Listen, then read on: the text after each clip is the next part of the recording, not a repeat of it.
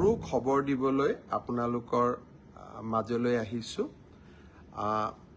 আপোনালোক সকলোৱে বিশেষকৈ আমাৰ যুৱ বন্ধুসকল অত্যন্ত উৎকণ্ঠাৰে সৈতে অপেক্ষা কৰি আছিল যে পুলিচৰ কনিষ্টবলসকলৰ নিযুক্তি কেতিয়াৰে পৰা হ'ব বা কোন দিনাখন হ'ব।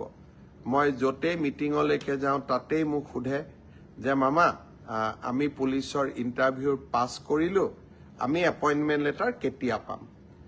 মই আপোনালোকক আজি জনাব খুজিছোঁ যে আপোনালোকৰ উৎকণ্ঠাৰ অন্ত পৰিলে ৩ তাৰিখে গুৱাহাটীত আমি আপোনালোকক নিযুক্তি পত্ৰ বিতৰণ কৰিম। যিসকলে পুলিচ কনিষ্টবল বা কামাণ্ডো, AB, UB, SI যিসকলে পৰীক্ষাত উত্তীৰ্ণ হৈছিলে সকলোকে আমি ৩ তাৰিখে নিযুক্তি পত্ৰ দিম। আপোনালোক নিযুক্তি পত্ৰ ল'বলৈ গুৱাহাটীলৈ আহিব, লগত দেউতা মা বা মাৰ এজনক লৈ আহিব।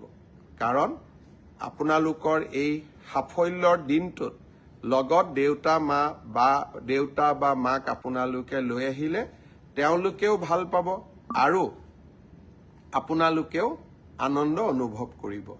মই সকলো মোৰ অতি মৰমৰ ভাগিনসকলক যিসকলে পৰীক্ষাত পাছ কৰিছে, সকলোকে নহয়, যিসকলে পৰীক্ষাত উত্তীৰ্ণ হ'ল তেওঁলোকক নিযুক্তি পত্ৰ ল'বলৈ মই ৩ তাৰিখে আকৌ এবাৰ নিমন্ত্ৰণ জনালোঁ।